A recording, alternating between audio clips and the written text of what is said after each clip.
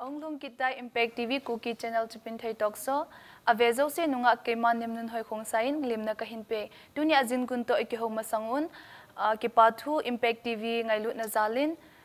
pu Christopher Dongal IPS ADGP Manipulin amata laptop ahin pejin ama chunga ke pathu seizo lo kahin phongin ahi dunia is inayojin gun chu ahile pu albat zamphulal milhem Impact TV Kuki channel Core Committee Vice Chairman Chule Secretary Jogam Institute for Community Research Development Chule ama intu chunga ahinmu Asia Pacific Gold Star Award 2019 ahinmu in ama jong phat mantam ta la do ahungje ama chunga ki pathu kan se pu ke holim pat na chu ananei taw hitin ama san nang ma introduction ti chu nang ma changchin na khomin na zile na cha iza na ne lo le na nu le na pamin detail de wan hin sai pi thai di ha ki pamen Impact TV la mi pi Impact TV ho yo se jana salam ka pen kei ma hi albat jam khlan melem kahin ka ho hi le phai jang cycle ko ma cycle la cycle subdivision sunga umahin kanu la ka pa hi palen len ja khu pathivin kanu hi ling jalai hin chong jang te chanu hin pute pathai bno ho hoyong chu kana changwen chule so pi pasal li na mai li ka hiwin pasal ho yo siong ji nei gam tan na mai ho yo se yong ji ne ya an sung chen ding don cha cheng gam ta ba ne kai man ji ka nei ka ji nu hi ting nei them a hin chule chanu ni le chapa khat ka nei na lai ba ne tu a hi National Game Village Zone 3 a cheng ka hi ki pa min pute phat thei bo kyo hilowin pathin phat dei bo zong thong changin na abana dingin education lam ti le metric pre metric to le college post graduate hi holai munan hin chayam ti kan ne olai chu ko howa LP school phayang LP school ka na kain chi wa hi le rok lam jaw UJB school thangkan phaya na ke kai chi wa chu thangtong high school a champot ka kain chi wa hi class 10 hi Kathmandu Military High School la Kathmandu kho kangpu pi ko ma ko chen ni ka sim hin chi yo chun infala cham khat PUC ka sim kenin graduation he la BA hi Ferguson College Pune a ka chai hin cha chu sociology kum thum ka sim chai a hi School of Planning Planning Development and Management a hi kum thum kum lima ka sim ke de ni chu ke dinga postgraduate in planning chu ka chai na pe na he kan sime adang ho wang choi la training ho im ho yeng hin cho choi la sim jo kham tam ta ho he jing nan hung kai ni chu ivet na hi le tu lai sim lai ho ding ki ti kho na thei mun tam ta nan sei do in na ga sei ni tu lai chu sang direct nga sang he ki tup jing in mi mo hin na hin la na nga ko na chu ki ti kho na thei tam ta am ding ka ta san nin ting le ke ma jong khen pa cha le jing e pu ai le sim lai khat na hung hi le chu na ha sat na hi lo le ki pa na thanop na na hin nei di hi na sim lai hi ha sat na thil tam pyo no to mai thei ki pa na nan to hi chong chu nei ga sei pi thei di bam ki pa men hasan na ki ti hi thil tam ta men ai wangin iboi na ti di tante le ka sim to iboi na ai ka ne la ya hi school ke kaya yong chu ipa ho lo khoi a lo na to na wa jingka si le sun anding tha pi ho chu teng le jingka le tui ki thal tha ro teng le school kaya ki chi yong lun na le in sung mi te ding tui ki thal ki chiu teng le chun bo ngo loi ho hen tup di ho ki hen tup ma in sung mi lo kon te ding a chu bu ki hon pe a bo hon to chun football pe he ka lei to lo chu len to lo hin football pe ho chun ki thun cho chu ha sat na da na ke la hen chile graduation ka cha ya hi graduation ka sim la ya hi in sung support ha pa na chu na to hi ka ki hola Park Avenue kiti Raymond Stall khana hi graduation ka chai na dinga hi evening shift ana ka to cha cha sum ka kilo cha chu ka mess fee ho ka pia chu ting le ka boarding fee ho ka pia chu le in sung min tham khan in thot chu le notebook exercise book le loi la pai to ai lo thil dang dang miscellaneous expenditure ho chu insulin thor ho chu ka man hi ne chi ho chu hasat na hin post graduate ka sima hi insung Manipur nga boy nei ma ho oma insung min pata in thot jo lo pa na chu development network kiti news magazine khat kyo school chun Barbara Watt ten support a bolo Barbara Watt te hi MIT Massachusetts Institute of Technology ten support a bolo echi library fund chu tham khat chu development network kita magazine development chungchang le social economic development chungchang newspaper hilong kata magazine sim na hai ka nei icha chu field review wala kar pana kalau masat pen chu pathen jang ka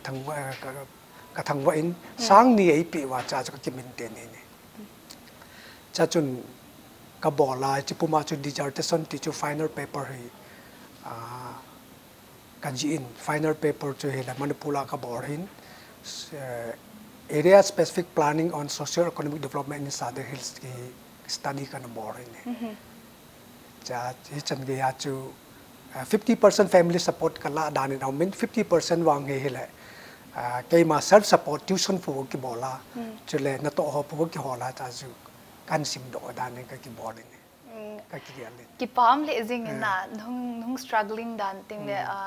struggle dan chu vet na le azwa ka sei ma ban ki ti khona tha ingen be hin na pating na pa cha no mo ni ke ma ta a velen khen pa chen a hi le tu working experience chu tu a hina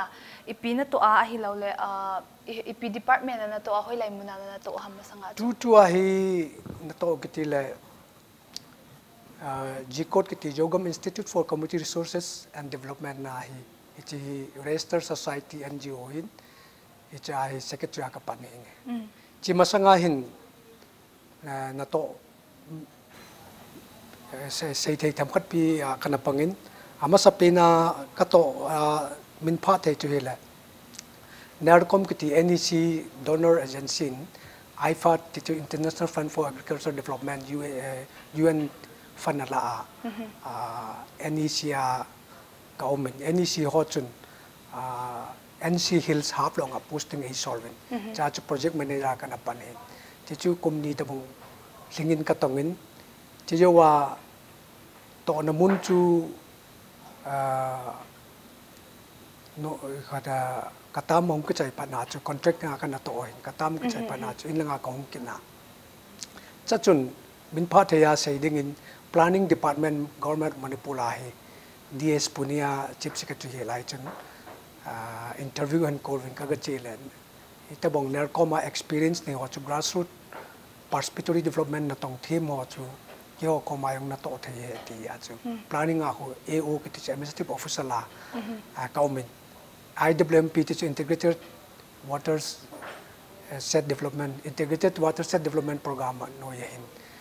planning department chu another agency state di pumpia ding a hi chun government yo chun DRDA ho na to ka vattu buin social economic and environment development na DRDA na to yo si chu ka vattu wa cha chu office administration chu kai ma mo pono men cha chu ka na tong kin chi ka to jo wa chu i khat kai ma ke lungge la hi na ki tong yong le mun khat ba min kita do na lo ding ti da na chu ka gel pha na hi UNDP te hin na tong ding khat link person ding khat ka deve ti pa na chu ale ina kom na muna ko na ka to de ham ka ti le he nge NGO ka na tie up na hi ding hin ye chu funding pa hi NGO through ang de hin nang chu ke ho mi hi jong le chu ati ya chu UNDP India te no ya hi na to chu nei pe win ti le technology khat ka sim no me ti chu social enterprise adinga technology khat ka sim no me ta cha mo ko mai ni to ai ki pa min na hin to na mun hong to na tup dung zuin wang tun wang van noi he the na hita na mu do the na ta mi tham khat ho tham khat dinga chu het thei la mu thei da na tham cha khat chu in kalim han mu hiu da amu so ai ta tham khat wang pun tu nya bi ver so zo sin zo na na to hen lang na bol ting le amu hon chong a het be che du hita in na a hi le hi chi ni to na ko na ele na e wat chung chang hin dong lang na e wat hi award na mu hi ipi award ham hello le ipi kiti ham ti hello lai tam pi kum de na award na sangi ti chu mi hem hin ga ki vel hang thun ji hin na ke he chin lo tam pi mi hi chu nin ga explain pi thei du ham details dewa award ka mu hi Asia Pacific Gold Star Award hin ichi hi technology innovation award lo kitin technology lama innovation innovative idea langa ke mu he na ti chu avezo sin no he chit ding ta san ta na ke ma ta no ke he chin ta na a hi le hi chi award hin na mu ta je a chu ipi pen chu na to hoi je a chu na hin mu the ham chi award hi ti chu nei sai chi developing biomass technology ke ti ni chi biomass technology hi energy technology hin ai power ga sai dinga chu ai ga ham palo hinga kona thing phung len hilo ham palo hinga kona thing kang sai kang ai lo le agricultural waste chu changwai ho po chu ting le kor bu kong ho po I ma hilo ngan lawai ngan I ma lawai ngai to thil ho kona ai ka ta thing ti ding sim do na ai chi technology chu a sim na ding machine le a technology a process pa chu ka po do ji ki pam the kong ka khang to je jing na dang to kyo ting le avezo siong khan to be che ding ta san min chule hi chi award hina koi agency noi a hi lo le na pa department a hi lo le koi institution na ko na hin mu ham award ai pi ho hi Indo-Nepal Friendship for Economic Growth and Social Development ketin che hi information le in record na umdana chu gam thum ki gom khom hin India hin Nepal hin amani hi initiative ma ko na ki bor hin ichi country ni initiative ma ki bor hin abana chu Indonesia yong a yaw saw min ichi gam thum chu ki gom khom ma bor hin ichi hi amo tutua head office in Delhi aw min ahile ki pa min na a hi ale hi chi criteria of innovation da hi chi technology hina tam ta ding gin cha min na a hi le nang hi chi technology innovation hi tam ta ding gin cha dung ju ya chuna itabang innovation ho hu ever pi is you ham ti hin sai thi ikhat til tam ta nante union government in the pay loy min ichi ho meder ho cho myong min he chuting le industry a ki pe loy min national innovation ho na pe loy yong min ai wang e ho a hi itbong lam panga ai pi ho mi ti ai le e kat ichi pa hi e kat social problem solve bor thei chuting le scalability chu su let thei ding chuting replicability chu gam dang yang copy bor thei ding chi technology khana cha lawe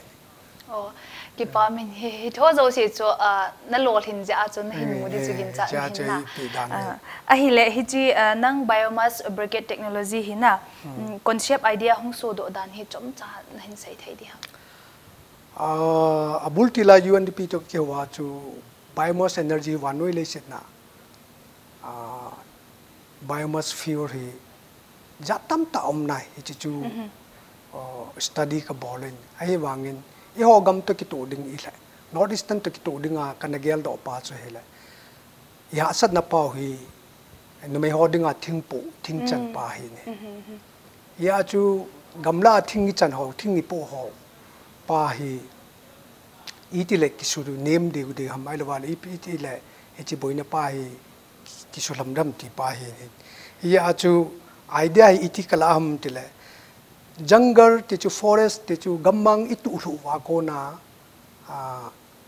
gamang thinglen tu talawa waste ti chu ngan lo thil in vel dunga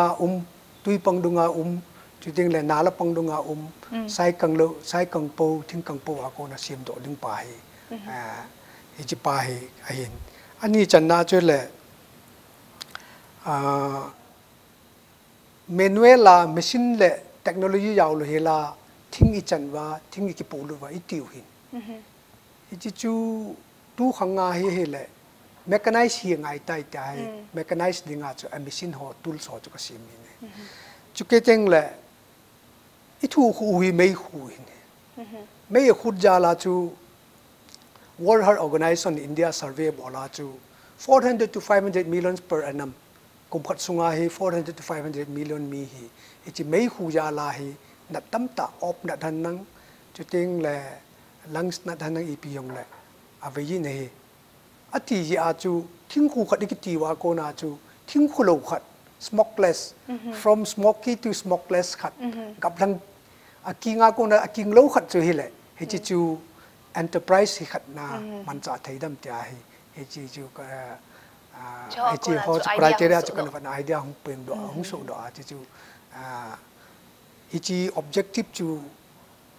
ở đây là tụi bà chú các vật nào cái sim này cha chú mi họ hình technology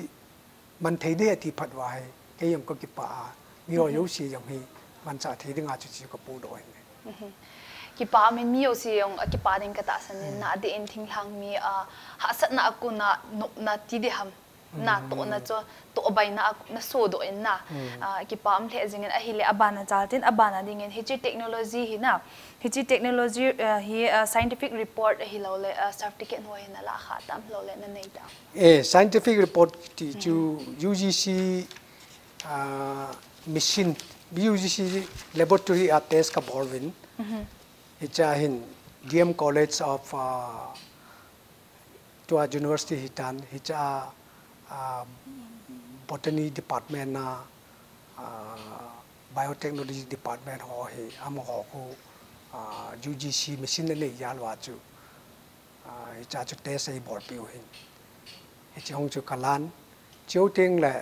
Indian patent a ko nin jong patent design patent certificate ho chu kalan ni cho chui vat no ma la hom min viewers ho ko ma na na so yes na viewers ho ko ma so thei ding a chi la climate change kana to pumpi hi arang pe climate change address aboard ya global warming climate change aboard ya chu ke ma hi ekhat Al Gore kiti former US vice president pun training in aboard pia to ha mai vanoi le na thai le a chi UN sabit na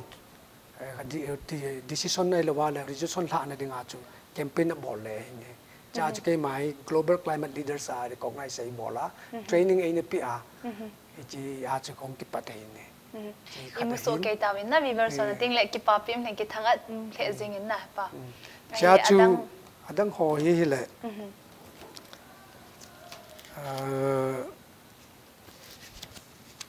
hi cho hi ne heat efficiency calorific value of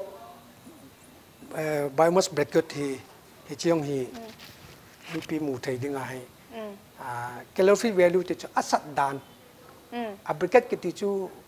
a me hol sang pa hi asat dan pa test report chu scientific test report chu kalan chu teng le stop yong ka siamin hi cho yo siang chu heat efficiency eon ata gal thing hiat le gang pi thing hi kong pen la that mai that pen ai nei ne a chu ta le ama yong gal thing to ke compare ai lo wa le gas to ke compare la ho LPG liquid petroleum gas to ke compare la ki bol ai test ke la chi certificate jong chu ke la do an chiu ting la hin la ama residues ke ti a mai wam mai hi chi mai wang lo a ke go jo ting le ama lim bong bong a chu dan hi ai le hi chi chu a pat chom na dam ki ti ban residues chi chu ban as pa chu hi chi te song chu ICR te hin ICR lampel te hin test ai bor pi wa ti chu hi cha potassium ya dum chu ting le carbon ya dum chu ting le cha chu nutrition ya dum amo finding ju yu ai le hi chi me hol thang aki go la ting lim bong bong pa hin igamu hi iron rich gam hin India pumpi adi a northeast iron rich ilase hi iron atam be se ting la hin aphung pha adalan pa potassium calcium lang pai la sam hin ya chu ama chu equalize ai lo le neutralize bol na dinga chu su cham na dinga chu hi chi potassium hi ใช่นะพายตีไอ้ปูดอกปิวสัตว์เกดีเจ้าติงละจุนที่ละ IP Intellectual Property Rights Government of India ฮอนไอ้ปิวหินไอ้ที่มิชินหอตุลโซมันจะที่ด้วยกิจมหอจูเฮละนุ่งเล็กกอยมัน business ไอ้เราเรียน entrepreneurship มันจะที่เฮียจูขันนี้ยังที่ copy ที่ไอ้จูดูนายปูดอกจูยิงมาแล้วเรานี่ถ้ามาแล้วมีแต่ปูดอกในที่ท่านี่ตายาจูไอ้หอเห็นกอยมันกูปีนเราดูเลยละมังปีนเราดูว่าอินเดีย government นะให้ register กี่บอละอ่ะมอเห็นcertificate India Patent Office in hichi certificate ai pi hin ya chu koi ta bong khat nin agu mang thei lo ding chuting le ala mang thei lo ding prevention ti ne chu min na copy thei lo ding a copy kha jang le a pudo pa intellectual property rights nei pa to ke ho to a bol ding chuting le ama na pudo a marketing a bol chana chu a jo la chana chu a commission chu a pudo pa chu intellectual property rights nei pa chu an pe ding ti na hin he ya chu ka gel danin tu phat din chu chan din wang chan athil keu hi security chu dat chat na na lai na ki koi tu he ti wang ka kinap na ki pa min na staff ticket hong cho value le jing in na ga ki sai le common sense is not so common akiti in na ahin na nga wang common sense le akimu jing ho e hon ima na ki gel ahin la nangin valuable na so in na man ta na so in na sting le azo na sai chi na explain ma sang kan do good prevention thil khan ting le duplicate ti juna sai banga cho a minute cheng a hilaw le second na hilaw le bungkal min azui jing ta na tu lai hi cha prevention na name ti khen do gon ki pa min explain na hin bol ta in na a hi le abana dingin ha sat na ti hichi jikot energy technology na hin sim lai na ha sat na hilaw le boina na hin to ding higin cha na min na hichi ho a hi chom kim ta ne ga sai pi thei di ham na khat dong doi khat dong tum khat ki to teng na chun ha sat na lo wa wang chu hoya ba ke kal song thei ding ke lewal ki ma chal thei dam a chu ha sat na ho ki ti han nang hi le technology innovation hi al chun chi technology innovation chu e ho hi thing a sei ding a chu mi ho tu ki te ka pi tinga che ho ki nim na lai hi ne e chu asim me ding khut su lung thim su yong le asim me ding khut su khut lai ho man cha ho yo se ki ning ling lo hi hi a chu mi iti le ka phayo dam ai lo iti le ka khal lo dam ai lo wa hele ka bol do ka ni khan ke ta bong bo hin bol khale ke hi second kal ha de tai anu nung mi nung dal pai thil pai pe pu chu ke hi de ta ai ki lung jim jing ke ni si ai ya chu in mo na phat yong ki mu ji chu teng le ilung han phat dong ki mu ji chu teng le ilung ji ma thil so lo phat dong mi ji ai wang hi cho yo si chu technical ma boina yang omin chu teng le conceptualize ti chu lunggel tha thila so do na ding pa chu bol do boina yang ki to khan chu teng le ong ki sim do ju wa yong hi test bol na ding a yong hi mun tina ghoti lang hoi langa test mun ho yo si ai ki thai le le a bol na ding che a chu min test i bol ting le validity ki chang hi ne di chu khat a qualify he ti ne ding a chu test judge ki bona he boina tap ta ki to in he a chai na hi he choyo si chong ki su to pa na mi pi la a hi a chung chang hi khat film ki sima a film chu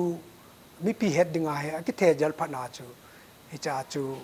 to award pi di ho han pi dinga lom ho han nang chu teng le technical institution han nang development agency ho hi yong le a mo hin hi chu ki pa pio me ati phat wa chu ilung hi hung nom dap su tun wang mila kar ka chu hi chi technology innovation hong sung chung ka lut tai ti a hi ki pa hi chan ge ya chu boina yong hung ki to i boina yo siang chu ki pa na hi hung so do thim dan ka bo ne ha sa na to zu tun wang ki pa na le tu te na na thu gim na chu ai le benefit involved ti chu award hina award na sana he pa award si am hello like guest to hung tha ham na san tha ham enjoy say ma bangwin na bulpatila say ma bangwin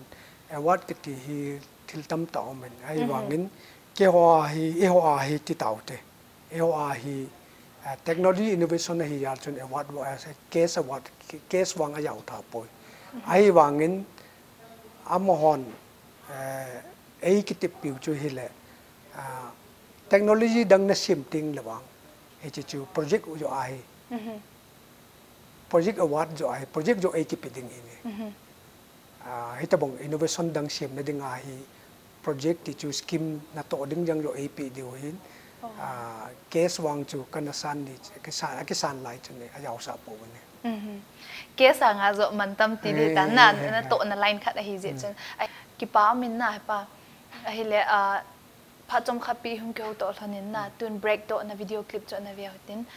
ting le tua pha chom khat hum ke to thanin tu in break an allow hitin break la phat nin video clip jong an ve thau hite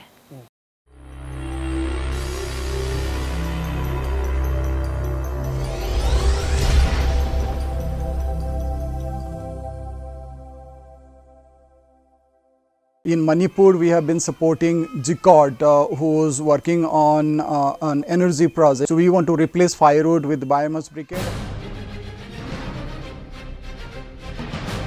Briquette siga chana na kadaba per design.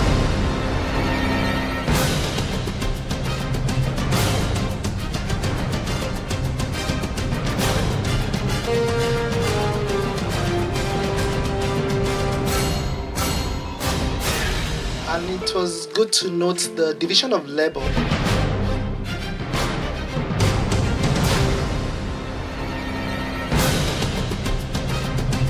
Related to climate change mitigation. It's a very, very good project.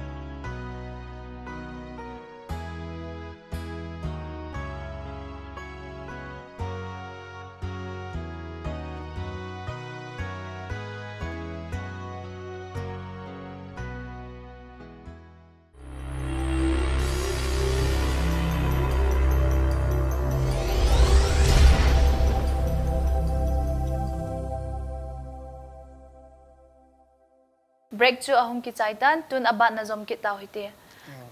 ahile pu award na san hina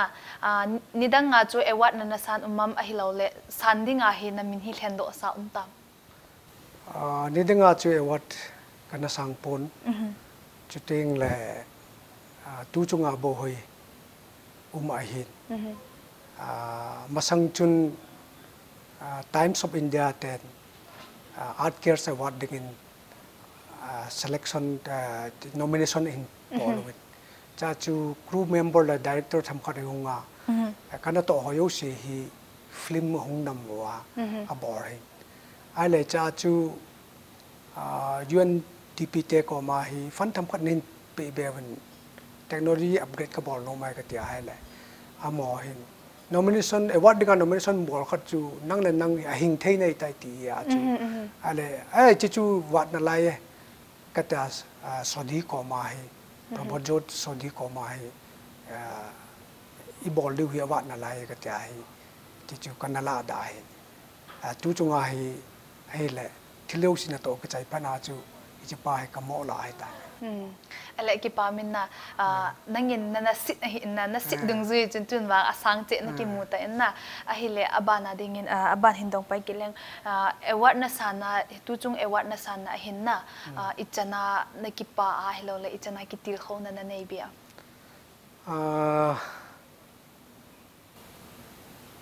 institution phabapin ki gom khoma na tong hon recognize ai bol ke chu head pi na le pa chat pi na ki pa pi na ai nei ya lai ki pi hin chi ye chun ke yong kalung thimain leng ha pa ki pan kan sumi te hoyong ki pan chu teng le loi le pai te hoyong chu teng le I mayo sa ai support institution hong chu ki pan adia min pha the dinga Manipur University Department of Forest Environmental Science wajil lam ho he ke dinga chu mentor kitile ko japu ala wale environment education environment education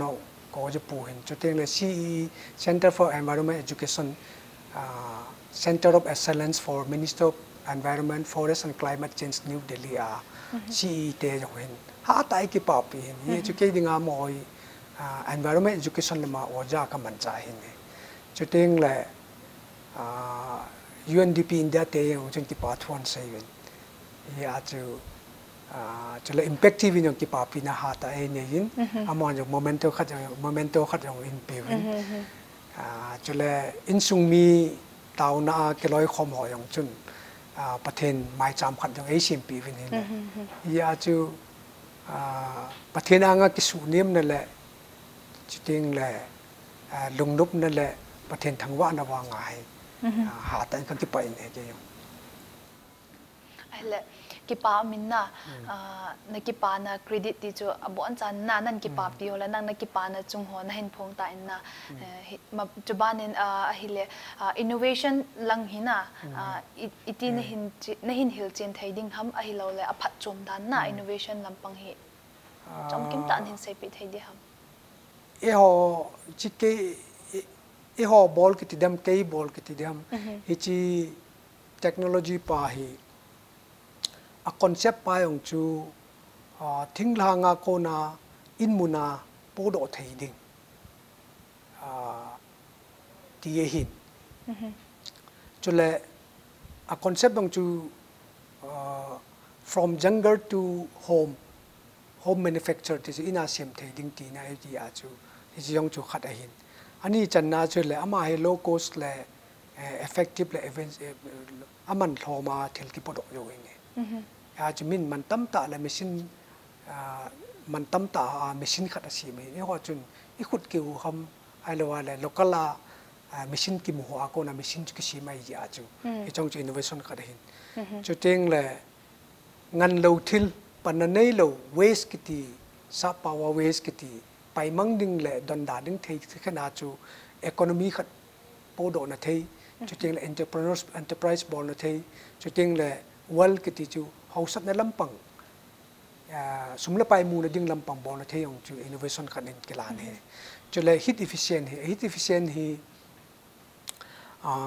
3026 kilocalorific ki ti he galthing hu 2700 kilocalorific sa ne jinam te la galthing ko mei ha ko ni ko poi ti na ko la avo cha le mei yong chu ha de energy chu ha de avang galthing 2700 calorific value yong chun akhanga khangai pu pa khanga bu hon na me hon na in nei theiwa function du nga yong thil hon na in nei theiwa le heti sanga tham khat sang deu 3000 to 3026 kilocalorie fit chun man cha phama ma pu do da na he heat efficiency kiti pa chu criteria pa chu hi chun ajo ham ta he kala he ajo ham ta la pi chule smokeless he smokeless kiti chu mei kholo hin ya chu galthing khu keji khati ti na wa he eo thinglang mi India pumpi rural area thing keji khat kiti na hi mei khu hi 2.05 kg se produce ki bol hin kg khan akona 2.05 kg chi black smoke kiti carbon dioxide ko produce ki bol chi aku igap thamo yong ko kum khat thinglo hela ka vom jing ka ta tha jing hin ya chu chi smokeless hi ang chu innovation khat hin chu teng le safe firewood ti chu a stop ho hi a mei phu pa ho iman cha hele 48% thing hi ane rom hin ka rom hin ya chu time saving ki tikinin time hi money paisa hong ki ka kulik na thing ti le pung khana te ka pung khana khat min som gup lut ding pa chu hi chi ho kit pan cha ja la chu pung khana hi min som li thasama bu ki hon bin hin ya chu 14 minutes safe about chi scientific inja certificate so ka bo wa chu proof about hin chu teng le hi chi hi scalability chu mun khana ko na hi ta za thei bidang ho yo sin ki copy ain so na ki man cha thei self group ho man cha thei ngo ho man ki copy schema man cha thei chu teng le i khat in so na yong hi chi chu technology ki ko ya ma hin thing na thing len phu ta lo hela alo go so ho alo thil so ho le ham ho ko na ki bol thei yong chu scalable khat hin replicable ki chu gam dang rural area mun jo se de developing country hon man cha thei angai cha ho dinga cha man cha thei ya chu chong chu innovation khana kala hin hi chi point ho yo si chu wat nai chi innovation technology he ta e la pi ji wa chu ken jo innovation ka he ka tin pa chu proof of meta he kala hin kichi cha jing ina phat chum na chu a hi le hi chi technology a ko na hina mi dang ho ki til kho na thei ding ne ga sai pi thei ni ham cham cha bi dong ho ga ki til kho na thei ding na til kho na thei ding hi hi chi technology hi development program tam ta yo man cha thei hin chu teng le mi pi hon jong adia e ho thinglang society ti dam Kuki society la khang tha ho hin tu la ya hi traditional technology ipu pan technology and the ball hi mo jen che hi pon ji hi amo ball wa akhanga hin thei pi na nei wa in chen pi na lo chen pi na nei wa hele he chi technology ho chu mat do ding he chi technology chu modern tu khanga man cha thei ding a pu do ding te ka khana chang sum ma chang in goi ven ti chu ki wa na nei hi tu ayong hi chi chang sum yong chu tu khanga man cha theya mechanize a pu do thei ding chu teng le lo tho han nang hi yong le man cha sem ding tam ta omin chu ki teng le sum kol vei ne ding ayong hi ma sum kol vei ne the technology tam ta chu bo de hin abul wang chu ipui pa technology traditional knowledge and technology pa pat ji ding hin ai wangin modern utility le modern khang chu le mi entrepreneurship enterprise competition khang ai ya chu he chi competition a yaw thei modern khang ho mi dang ho thil boy si tet jo thei ding pa wang input o teng le chun he chi chu innovation la yong la thei hin chu teng le hi cha chu min jong ki nei thei ti hi he chi lang pa nga chu i le ka sum wan na in ta oyong le lung thim chu khang tha ten hi ha pi di wa chu chi chi til khong na chu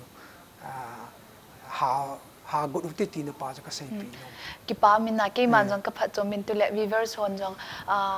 amu avet no helo win na khat le ni be en wa han phat chom pia hunung le tua thuging banga hena ahung gin do ding hi kinep khat hi na kinep lin pen khat na hi na ai le ma ba na hi to gun na nei ding hi gin cha min na ipi to gun lo le ipi bolding a hi na ngai tu am aba na hi kai ma kinep ta le lung gon lung tup ti di tan tin chi UNDP yong chun 2 February la chun meeting a ko na wa chun tham khat chu ลุงทิมจูทำขัดจุกเซยลัน biotechnology ก็บอกไหม biotechnology ของจูว่า subject ก็เห็นทิลตั้มตาก็ไปไอ้บางไอ้หัวดึงอ่ะจะเลยไอ้มาเลเวลาโตที่ป้าจะเห็นเลยอีปุยป้าห่อเห็นมุจีที่ว่าให้ nutrition หินนัทยาอันนั้นอยู่เห็นที่ที่อากิวัดนาเห็นเลยจัดจันนี่จัลลีละงาให้ที่มุจีกาจวนเนี่ยเห็นทุกครั้งไอ้วัดนาเห็นเลยอินเนอฮีก็วัดนาเห็นเลยอันจังหินอันจังจัดทำขัดจัดนี่จัดทำมินเนี่ยเห็นจุดเองเลยอันเจียงจัดทำจัดลีทำจัดกูทำมินเนี่ยเห็นจุดเองเลยกอลบุหอยงปุมาจังนำอีพีบีหอยเสียอินวัดนาเห็นเลยจัดสมเลยจัดนี่บอกไงหินหนุ่ยฮิยาจู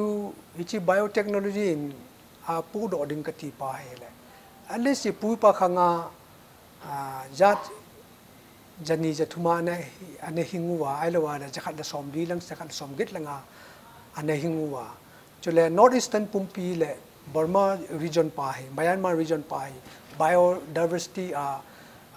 hotspot area เหกิติอาจุดที่อะไรหัวจงจุนฮิจิอิบุเนจัดดูไม่เลยเป่าเลยจินจักกิติอันเนจัดที่ทำจักรที่สมรณีดุงอาโกนาฮีสมนี้สมทุ่มเบไออินคริเมนหินขันตุสาดึงป่าหินต่ำสาจัดต่ำสาดึงป่าก็ลุงทุบหินจีไอ้กิโลถึงระวังจนประเทศขุดเสียมากุกิจะปาขัดจูทำขัดจูมิลาปันนั้นในเยติวังจุงกิตาลังดึงก็กินอย่างนี้กิปาอมเลจิงินนะเกณฑ์จงกันกิปาพิวาจิงินฮิจินลุงตบจูพักขัดเลนนะโลหินสาเตดิงินนะวิสกันบอลินนะหงโลหินเตียกินนินลังสติงเลยฮิจิ Impact TV นั่งจง Impact TV หิน Call Committee Vice Chairman ขัดหินนะฮิจิ Impact TV Kuki Channel จุงจางหินนะทุ่มนมนั่นในเละจมลำตาในเซปิเทนี่ครับกิปามิน Impact TV ฮีsociety ว่าล้ำกายหอลุงเกลเทหอจุดเองแหละมิปีหอทำกันในหมู่ด้านว่าฮิจิ social property ขัดเองยาจูอักกิไว้ปูนั่นแหละอัจฉีด้านอย่างฮี social enterprise ที่จูมีหอยสิปันละนาจุดแหละหมอปูนั่นจีอักฮิจิmanagement system hichi dan government ya chu hichi masanga ke ho mat to na le ki ya to na le thugu ki sei to na in nei lo khan to na thu ki sei to lo na in nei lo thinglang lo ko na ai lo wa le gamla a na ko na radio station phat Kuki program phat hung ki dal ji a hichi chu punga le minute som langa chu hung ki dal ji a ki ngai yin tu wang hin ne hi le 24 hours tichu sunil huma hi hichi ei ma pawa ke holim na le ei ma pawa lasa na nang chuting le ke holim no wa nang tu sei na yang le inei thai ja ji chun hichi e ho denga ham phat na phatai ne ji chun atu tua ke vai hop no ho ai lo wa le crew member ho nang producer ho hi ama ho hin tom ngai naปุยปันขัดน้ำปีไงลุดนาตุ่มบุโปจังตุ่มบุโปตีบังอาจูอมหอทกุมเลยอมหอลุงทิมเลทาเลยอมหอในเลโกหอฮีอมันจ่าว่าตะตองเลยฮีวินอะไรที่ตะวงเจเนอร์ขัดที่บอกกิติจูอาสุงามันจ่าหอจุดเต็งเลยอุปกรณ์หอจุดเต็งเลยจำละมาเสียงแคมราหอหันนังดังครูหอเมมเบอร์สอดังทุลสออย่างไงนี่ชุดเองเลยฟิลาชุดเองขมุนูเลยกับมุงว่าชุดเองมาฟังก์ชันดังหงนาว่าชุดเองมาบ่อนาว่า expenditure หออย่างไงดีจอยเอาสิจุกบัดนาเลยตอมไงเนี่ยจะอะไรหมอนะกิบใบโปหินหินละ social enterprise ละไงอีเฮดอลว่าเลยอีจันปีจูอมหอทาหินอาไว้ปูดีว่าอะไรปีว่าไอโชจงปีดีว่าฮิจิอาจู mi pi hin ke ma yong hi chi social enterprise a khun anang khat be pan lang elan hi chi chun song pi song chan a the banga chu song cha tam ta na the banga chu hi chi impact tv Kuki channel pa he hung ki the sangin tin mila ata lang the le mu the ya hu ma hi ding hin hi a chu impact tv Kuki channel chung chang ki pa na thu le ki thang at pi na chung chon na chun mi pi he ngat ka taw na nom chu he la mi pi ho yo sin jong hi cha hi ke ma pan na lowin I ma cha lo thing ponte e lo wala ke ma pan na kho ma ko pi thing ding a pi lina le ke yong lo thing ke he ti pa hai I pan na thai chi lam wa abong khat chun nei la gung tham khat to jo khama pan na hung pang the min tin abong khat chun advice hung pang the min tin abong khat chun thum ma hung pang the min tin abong khat chun program ma ya wa he hung pang the mi hi chi pan na pyo se chu ila chi di wa hi mi pi he nga tim na ka ni ki pa min na hin sei do cheng cheng chu tu ni a hin be zo sin no aphat chum pi ding ta san hi in ting impact staff thaleng in jong ke ma no ki pa thu avelin ka hin sei ki nang jong na hi in na staff kha jong na ting le na phat man tam ta ka za dan to ba le na hi ta sa dammo eti jong ki zan a hin la na ngai lu dan hi na dammo na chung te ting le na phat man tam ta na hin la do hi chelai mu na ki holim khom the im je win avelin na chunga ki pa thu ka hin sei ki nen he pu ki pa en he pu albat jam khulal milhem to ki ho na chut tuni adingin anaki chaitan sting le Impact TV Kuki channel ngailu apu Christopher IPS ADGP Manipur ama chunga jong avelin ki pathu ki sai kinin angailu na zala chiteng le mabana nammi pite ho angailu chanin pan ila khom the hi tia tim na le he sa na ka hinei ki na hiwin tengle tunia dingin Impact TV Kuki channel vezo se na bon chawin mangpha